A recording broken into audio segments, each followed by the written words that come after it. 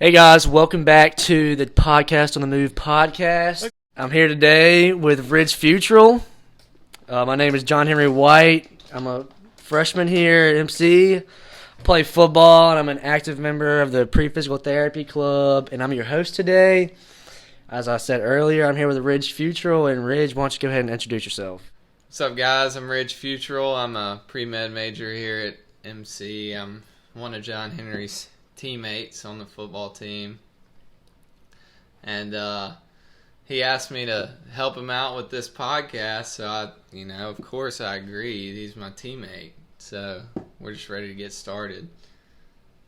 All right, sweet, Ridge. So today, guys, we're going to be talking about some of the issues students with temporarily who are injured or disabled face here on campus at MC.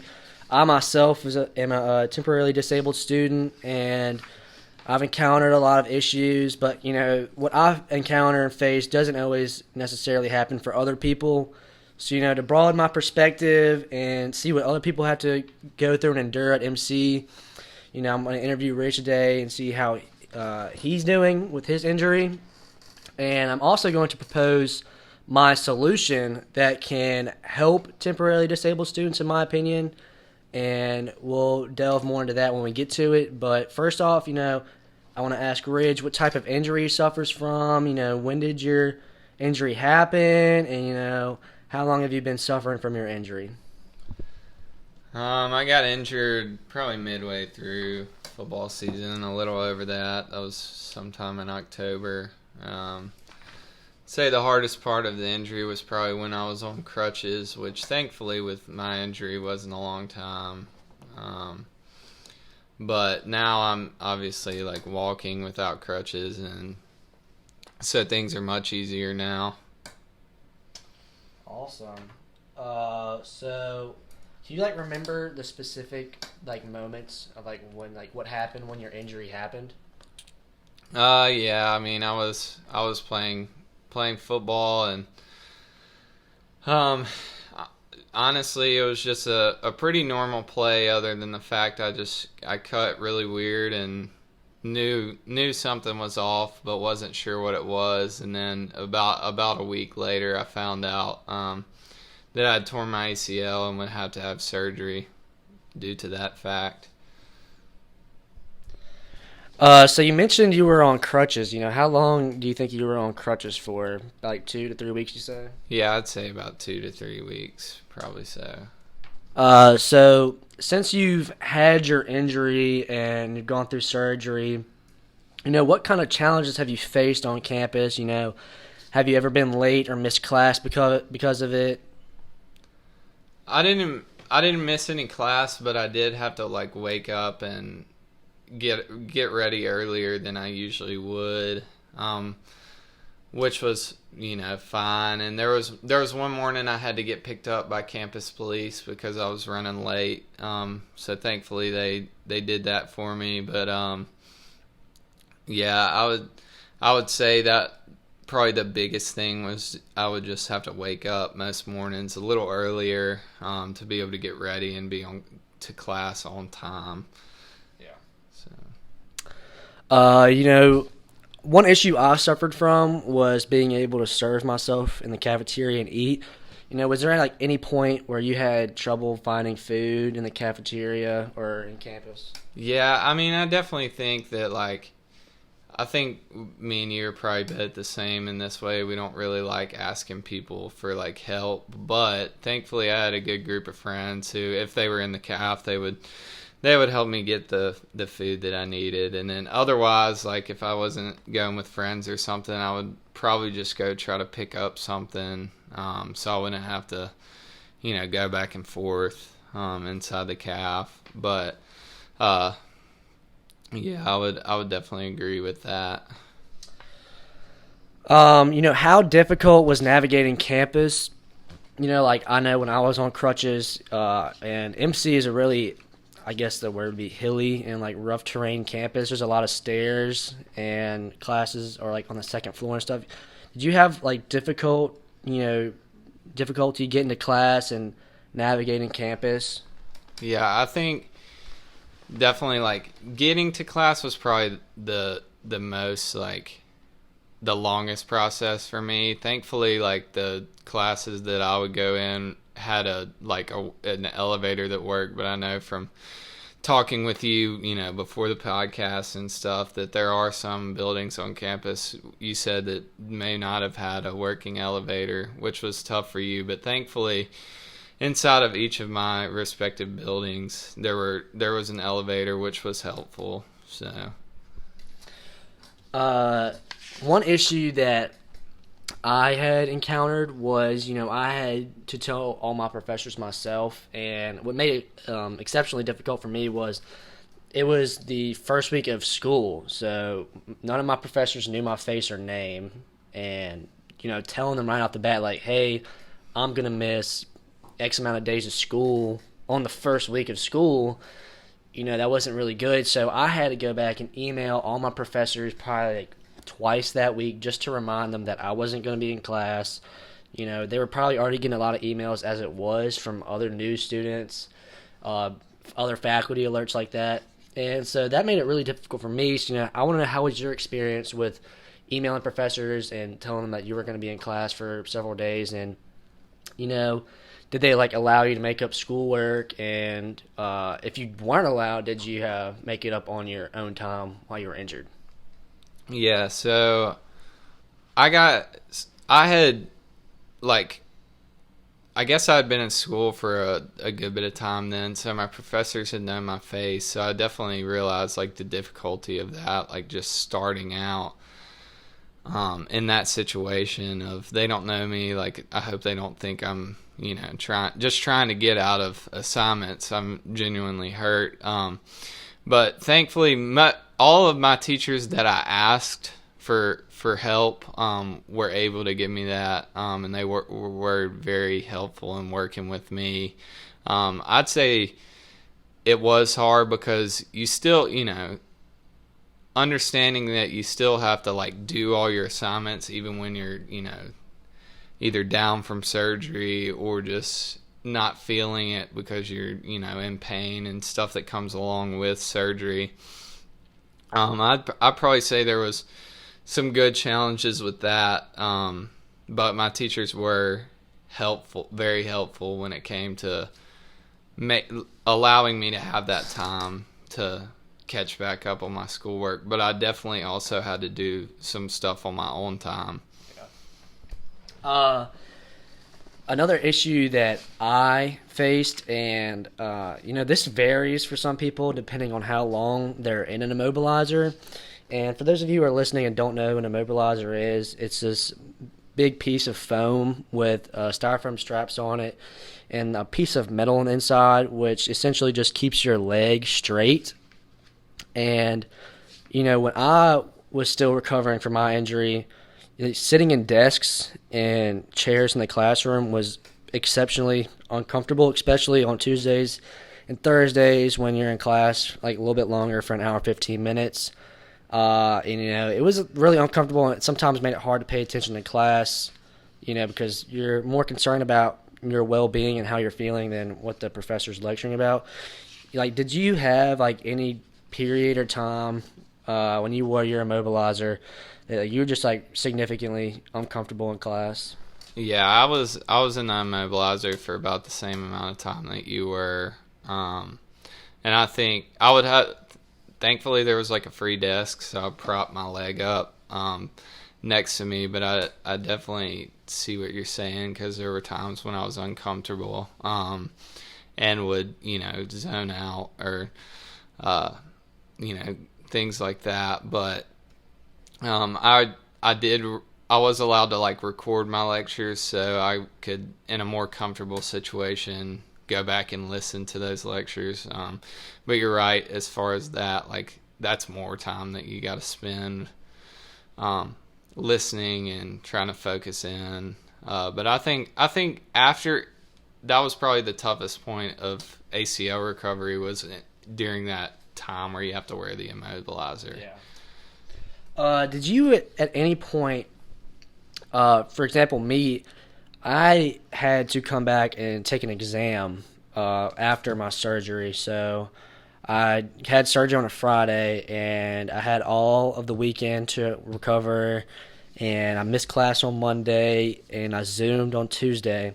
And then on Wednesday, I had to take a biology exam. Did you have any professors that made you take an exam on the scheduled exam day, or allowed you to take it earlier or take it later? Did you have any experience with that? Yeah, so I had the week after surgery, I had 2 tests, and then I had another week the week following surgery. So I was very stressed about that at first and wasn't sure if my teachers were going to allow me to push those tests back, but I actually got a few extra days, 1 extra day on one of them, and then I was able to push the other exam to the following Monday. So my teachers were willing to work with me on that. I didn't have to come straight back like you did and take an exam, which was helpful. So, like, off the top of your head, what are some things that Mississippi College has done for you to, like, help these problems and alleviate some of your pain and stress, during your recovery time? I think, we've mentioned a couple of them, obviously, was moving back the times for the tests was extremely helpful as far as mentally. Physically, I'd say that the campus, the campus security picking you up and taking you to class, that was helpful. I actually wasn't aware of how to do that, though, if it weren't for you, because you actually told me about that. And they helped me even though I hadn't been signed up. But I think you have to go through some sign-up process or something, which I never ended up doing after that. But those are two of the main things that stick out to me that were extremely helpful during that time. What would you like done to help other students like yourself? If you could go back in time, what would you have liked seen done to help you out more?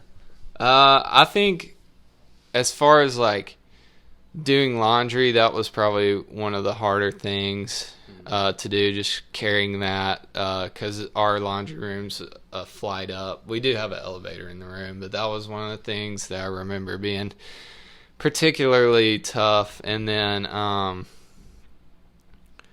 probably other than that, like you mentioned, the calf, I definitely could see, when you bring that up, there might be some ways that we could, help students in the future who were injured or struggling with, getting around, to make that just an easier process for them all around. Yeah.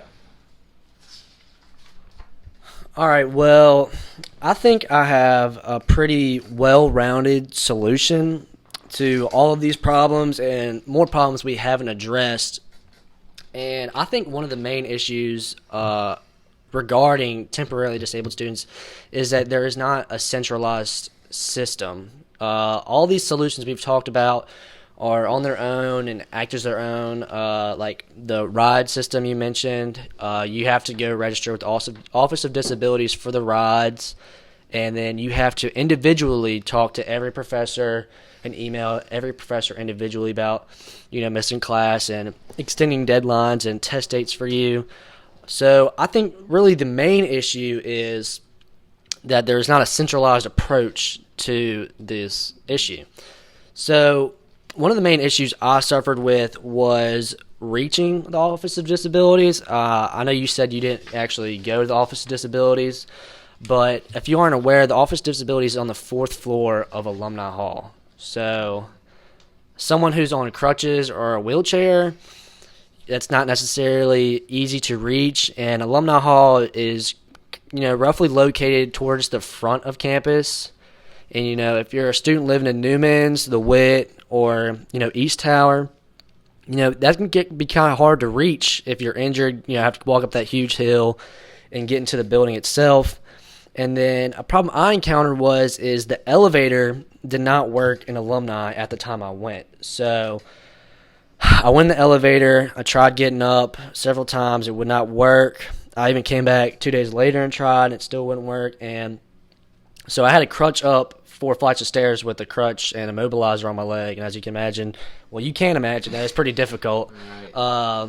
But so I propose, the first step before anything is done is to move the Office of Disabilities to a location that is more accessible. I have two ideas in mind. The SLC patio.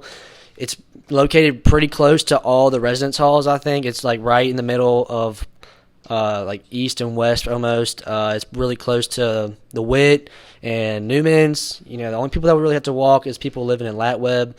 So I think it would be a really good location. Or I know a lot of offices on campus are being moved to Nelson.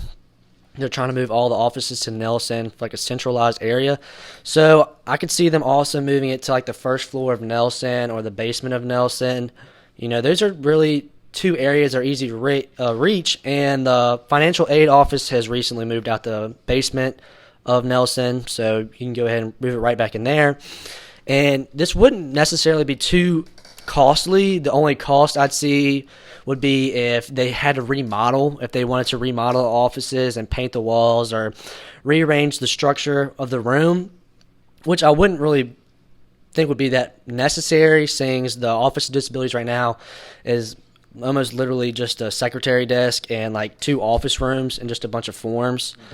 So, and another cost would be, just moving like the computers and like office furniture and stuff. But another thing is you wouldn't really necessarily need to move the computers, because if there's computers already located in the office, everything's on a centralized server on MC. So everything is stored on that server compared to just individual hard drives. So, like I said, not a whole lot of costs. And, Rich, how do you feel about that first step? Do you think that would be necessary? No, I definitely think that would be a helpful first step. I wasn't even aware that that's where the Office of Disabilities was. And obviously that would be it would specifically be helpful for students who were dealing with some kind of lower extremity, handicap, as far as getting there with ease and things like that. So the SLC patio, I definitely agree, would be a good spot if they were to move it, if they needed to. Yeah. So after moving it, the process right now to register with the Office of Disabilities is you have to go to the office, of course, and you have to have your student ID, a driver's license, and a doctor's note. Well, I would agree that the same process would be necessary. You would go to the Office of Disabilities, in its now new location, whether that be SLC or Nelson, and you would essentially fill out the same paperwork and application. You would bring in a doctor's note if you have one, or you can literally just prove you're injured with a cast, brace, whatever it may be, and your student ID. And you would fill out the application there, and if you're a student who is completely unable to reach the building, there will be an application online where you can submit pictures of your documents to be submitted so they can be reviewed, and you can be filed that way. So basically, the system will essentially enter the student into a database of other disabled students. So just have a pool, like a list, almost like a roll of like disabled students on campus. And when a student is no longer in the system, they can be simply removed, or you can simply add another student in. And the first thing that will happen once being entered to the system is it will automatically send a pre-written letter from the school, from administration, to each of their professors, because almost everything about your student account, whether it be class schedule, payments, whatever it may be, is accessed by your 700 number, which you will provide with your student ID. So they will have a class schedule already in the database that has every list of your professor on there, and it will automatically send them an email making them aware of your situation. And, having the school email your professors, I think, will make it much more effective. It wouldn't allow any confusion between professors and the student. Professors wouldn't allow to be think, oh, he must be faking this injury XYZ, because it would literally be coming from the administration, and obviously that has to be approved by applying for the assistance. And it would also enable professors to allow tardiness and allow students adequate time to get to class and give them adequate seating. So like if someone has a lower extremity injury, like myself or Ridge, they can give student maybe a rolling chair or a bigger chair, and maybe not put them in a desk. And also for me and Ridge, we might have like a 15-minute grace period to get to class before me mark tardy or being marked present. So I think that would be huge. I know for myself, one of the struggles was I was new to campus.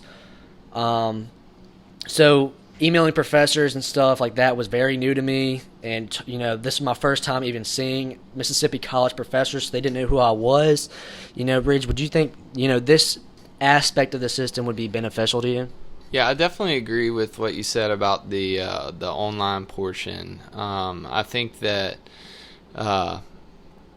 especially for students who undergo like some unexpected injury, that would be a good way for, if they were unable to even be on campus, that'd be a good way for them to have a certified reason for like, here's what's going on.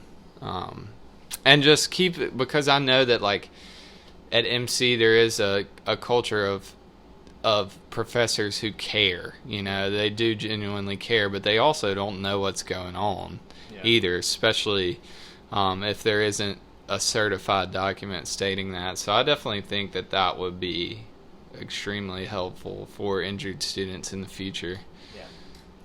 Also, I forgot to mention, this system and office would be available for students at any point in the semester. So, like, I got hurt, coincidentally at the beginning of the school year. So, like, this would be pretty much available for me for the whole semester, or maybe not as long, depending on how well I heal. But if you're hurt at any point in the semester, you can use this system, and it will be there as long as you need it.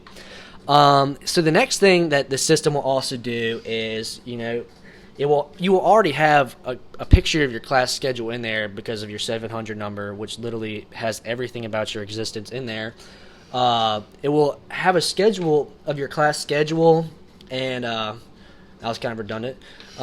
So public safety officers, can have the schedule of your day-to-day basis, and so this will allow, make it a lot more convenient, easier for students who have lower extremity injuries and can't walk to class, a ride to class, because as it stands right now, the way the ride system works is students have to call the public safety office, anywhere between 15 to 30 minutes in advance for a ride. And, you have to tell them, hey, pick me up here and take me here.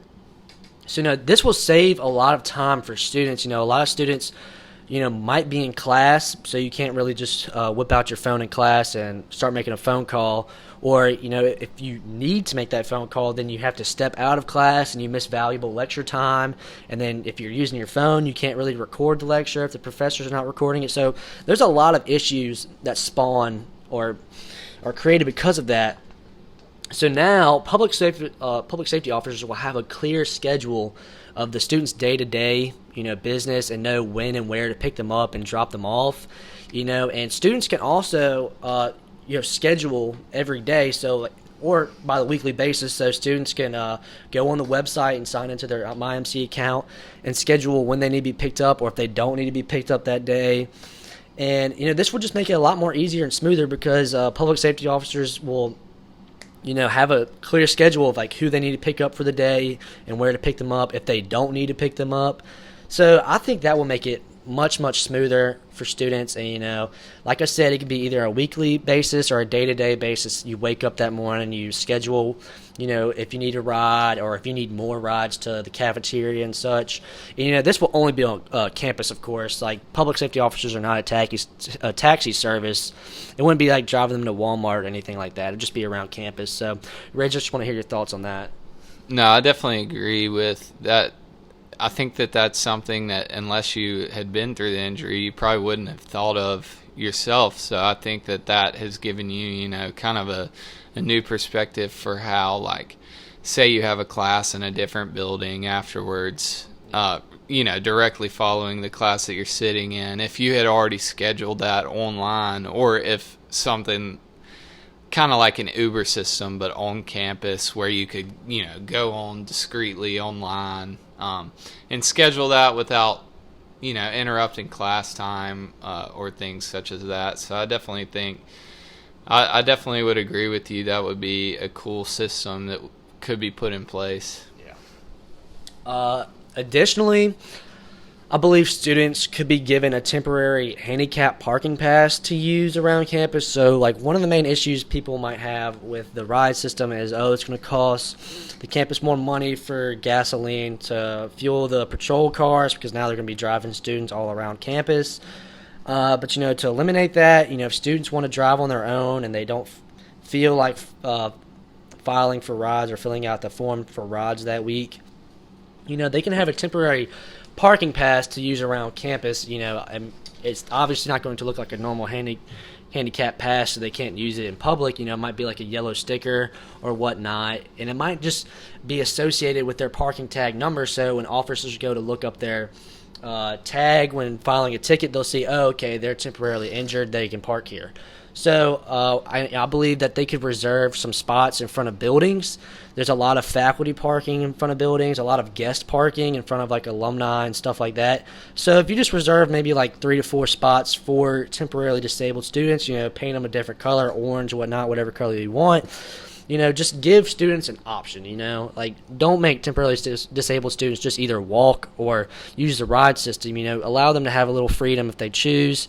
Maybe a class got canceled early that morning. Now they can just drive themselves to class with a parking pass, Luckily, I did have a handicap pass of my own to use at just general handicap parking spots. Now, I lent that to Ridge to use on his time, but, if students just had this option on campus to begin with, how beneficial do you think that would be? I definitely think that would be beneficial and also relieve some of the school stress as far as, having your public safety officers have to know where exactly a student is, where exactly they need to pick them up, where they need to take them to. That would definitely ease some of those, I guess, worries that some people would have if you did recommend that plan to them. So I definitely think that would be a cool system. Obviously, the passes should only be used for that sort of thing, not just, not where they could continually use them when you're not disabled. Yeah. So I definitely think that would be a good system and a good way for the school to stay on top of who's injured and who's not. It would definitely keep more communication between the injured party and the school. Yeah. One of the last issues I want to talk about that, this centralized system will help is the cafeteria and, serving yourself and getting food. So, as it is right now, if you're injured with a lower extremity or upper extremity, you're unable to serve yourself in the cafeteria. Right now, the student is solely relying on friends, and occasionally a cafeteria employee will help serve you food and drink and whatnot. But, we had mentioned earlier, Ridge said, me and him, we really don't like asking people for help. And, you might say, just get over yourself and just ask your friends for help. Well, some people, they're not exactly extroverted or willing to ask a stranger or help them. And this is not to be mean or anything, but, some people on campus don't have a really good friend group or a lot of friends, so they might just have 1 or 2 good friends, and maybe they go to the cafeteria at a different time than usual, so they're in there by themselves and they can't serve themselves. So I propose that, the cafeteria set up a kiosk. I think a good location would be where there was an existing card swipe on like the front side of the cafeteria hall, kind of where the you put in your dirty dishes and stuff, or by where the to-go checkout is, right next to the cooler where all the to-go items are. You can just put another cafeteria employee there with a card swipe, and essentially this kiosk will be where disabled students go sign in for assistance during the meal. Either a cafeteria employee can help serve them while they eat, but that'd be kind of costly. So I propose that clubs and tribes, or clubs like Pre-PT Club, KSA, whatnot, they can volunteer to serve these students through this system for service hours. It's students are constantly needing service hours for their clubs and stuff. So this would allow the campus to not spend extra money on cafeteria employees, and the already existing cafeteria employees don't strain themselves doing too many tasks. So these clubs and tribes, would be volunteering for free and helping out these students. So these students will now be able to enjoy a meal without the stress of asking someone to help them, or am I going to eat sufficient today for lunch, and get the proper nutrition, because college is really demanding, especially student athletes who are constantly either working out or studying. So, what are your thoughts on this, Ridge? No, I like that. I actually, that's one thing. When you proposed it, I was curious because I do know going into the cafeteria, a lot of times the cafeteria employees would offer to help me, but I felt kind of as if I was taking them away from their job, and they were having to add extra stress onto them. So I do really like the idea of making it kind of like a volunteer thing, where people who want to help in some way are able to do that. And I just think that would not only be good for disabled students, but good for the school community as a whole. Yeah. So to summarize really everything that I've talked about, move the office disabilities to a spot that's accessible like SLC or Nelson. Students can register in person or online by submitting a picture of their student ID with their 700 number on it, and a document from a doctor, or either a photograph of their injury, to be approved, so they can have access to this system. And the system will essentially add them to a database with other students that will automatically send emails to their professors, upload a class schedule for public safety officers to use when trying to find students on campus to give them rides. It also offer a portal on the website that will allow students to register on a weekly basis or day-to-day basis for rides on campus. Also, another option would be for students to have a temporary parking pass from the public safety office, which will be approved for them to park and drive on their own around campus. And, of course, the cafeteria, having that kiosk where, student volunteers can help, or maybe one or two cafeteria employees can help, will really help alleviate a lot of the problems I see on campus. And, one issue that Ridge had mentioned that I did not address in my centralized approach was the laundry issue. And, right off the top of my head right now, I can think of maybe having, a couple RAs on call, and you call the RA, will help come get your clothes and wash them. We already have an RA at the front desk to help sign in people for letting people come in on visitation hours. So I don't see why it would be a problem at all to have the RA on call come help you do your laundry, or just assign one or two RAs, obviously a male RA for the male side and a female for the female side to help with laundry. They're already getting paid and everything. I really don't see that as a major issue. I really think the RAs can help out with that. After hearing my solution and approach to this issue, Ridge, what are your thoughts? What do you agree with, disagree with? Do you think this would be beneficial, or do you think it's cost effective for the campus to invest in? I just want to hear your thoughts about it. Yeah, no, I definitely think that it's a great solution, and I think it's good that you have realized, like, oh, these are the things that are good for students, but what are some other things that could be more helpful? And honestly brought some things to my mind that I didn't even think about being a particular challenge in the moment, but definitely could be made, easier through your proposed solution. But overall, I don't think that there would be any harm in implementing this. Obviously, we're not too familiar with the business side of things and how all that works, but I think from a student quality of life perspective, this would definitely be a great plan to implement. Yeah, I definitely think this would be a huge benefit for temporarily disabled students, and maybe even just long-term disabled students. If you're a quadriplegic or just have a long-time disability, this would be huge for you with navigating campus and just dealing with day-to-day issues that you normally wouldn't think about if you're living a healthy and normal life. Of course, Mississippi College has done a lot for me in Ridge. It's a wonderful campus and a beautiful place, but everyone can always improve in some aspect of their life or career, and I feel like Mississippi College hasn't necessarily thought of this issue and neglected it. I simply just think Mississippi College just hasn't even noticed it because like Ridge just said, there's a lot of issues he didn't even realize until I brought it up or until he had experienced himself.